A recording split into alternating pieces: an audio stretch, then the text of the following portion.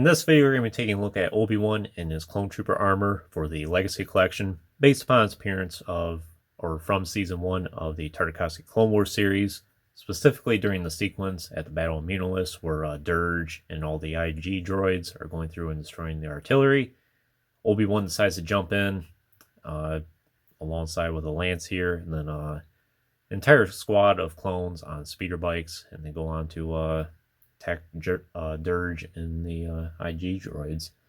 Another very iconic scene from that series, and quite frankly, I think every scene from that series is iconic. And this has probably gone on to be one of Obi-Wan's most iconic looks, at least from the prequel era, that is. So this was part of the wave in the Legacy Collection where it was pretty much all Tartakovsky clone or Tartakovsky characters. We had like the Mon Calamarian, I think, and then the Quarren, the Scuba Trooper, and the IG droid we did end up getting. This Obi-Wan as well, and I think there may have been a few others. I'm trying to think off the top of my head. But I did not get this action figure at the time it was released. I do recall seeing him at retail at the time, but I just never got around to getting him. I ended up picking this up loose about 5 or 6 years ago now at this point. And thankfully he does have the lance. I have seen a lot of samples online where it does not have it. But I probably would not have gotten a loose sample without the lance included, because I think it's one of the most essential accessories that this action figure has.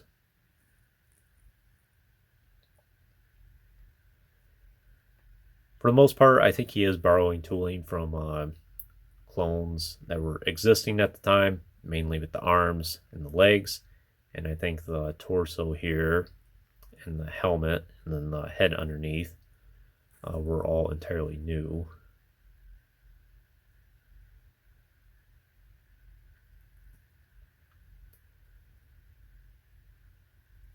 So this is a pretty nice looking action figure. I think he would be good standing in front of your Clone Legion if you have one. Have him charge in the battle. Helmet is a little bit wide, a lot wider than I think most people would prefer, but that's to accommodate Obi-Wan's head. And as far as Obi-Wan heads are concerned, yeah, this is kind of recognizable as him, but it's definitely not the most handsome Obi-Wan that you could get.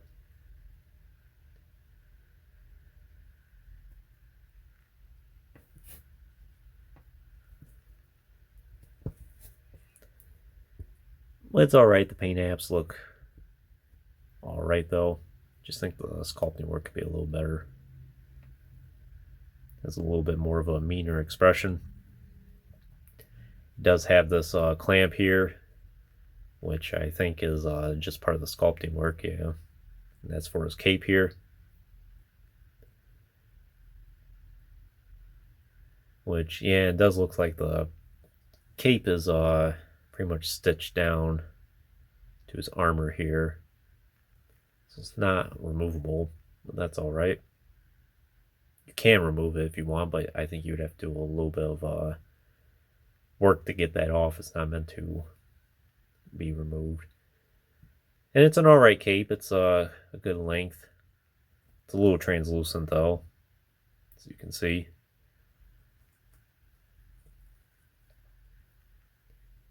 And he does have plastic here for the robes on his torso, but then he has soft goods again for his skirt.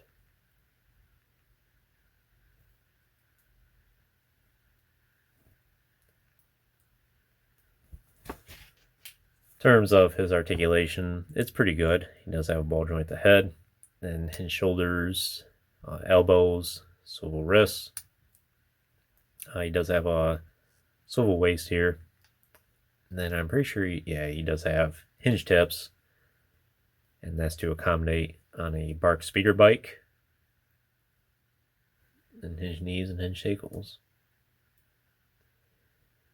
And for accessories, he does have a Build-A-Droid part, which just thinking off the top of my head, I'm not specifically sure which Build-A Droid part he has. I think it might be the green and white R4 unit. I forget what its designation is. But besides that, of course, he has a signature lightsaber. No unignited hilt at all, and I don't see a spot on his belt where you could plug one in. Then, as I mentioned, probably one of the more interesting accessories is the lance here. And it is 2 parts, actually. You can remove the actual lance itself from the handle here. Just plugs in like so. It's very nice. It is kind of a bulky accessory, though. Oftentimes, I have this displayed on the shelf like this, and you go to reach for an action figure behind him, and then you end up knocking it over because of it being in the way. Then, of course, this Clone Trooper helmet, which, like I said, is kind of excessively large, but that's to accommodate his head.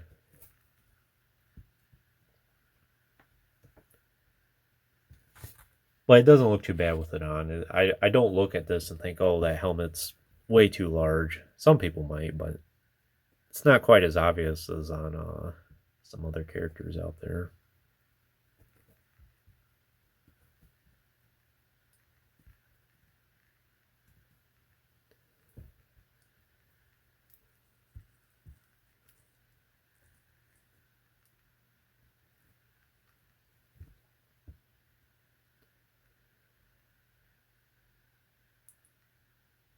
Someday I hope to make a diorama scene utilizing Obi-Wan here on a BARC speeder, and then have him dueling Dirge, trying to reenact that scene from Munilist. And I used to have the Dirge from the comic pack with the Anakin years ago.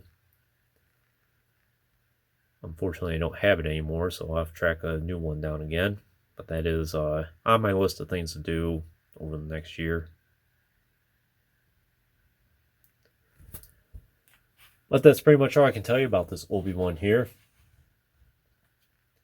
Like I said, this is a perfect Obi-Wan, I think, to have in front of your clone battalion here, leading the charge. Even with the lance, I think it adds a lot of character to him as well. But it's a very good action figure. As far as Obi-Wans are concerned, I definitely think this is probably one of the upper tier ones that you can get. I imagine most people would like having the helmet on more because, like I said, it's not the most attractive looking Obi-Wan out there.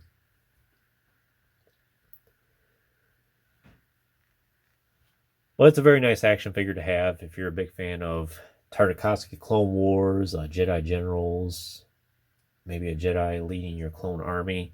This is definitely a great contender for you. It's just a great action figure to have. Happy he's a part of my collection and have great things to say about it. But anyways, that concludes this review. I hope you enjoyed it. Stay tuned for plenty more in the future. There's always more to come. If you haven't already, please like the video and subscribe to the channel. I appreciate your support, and check out the links in the description if you haven't done so already. And as always, thanks for watching.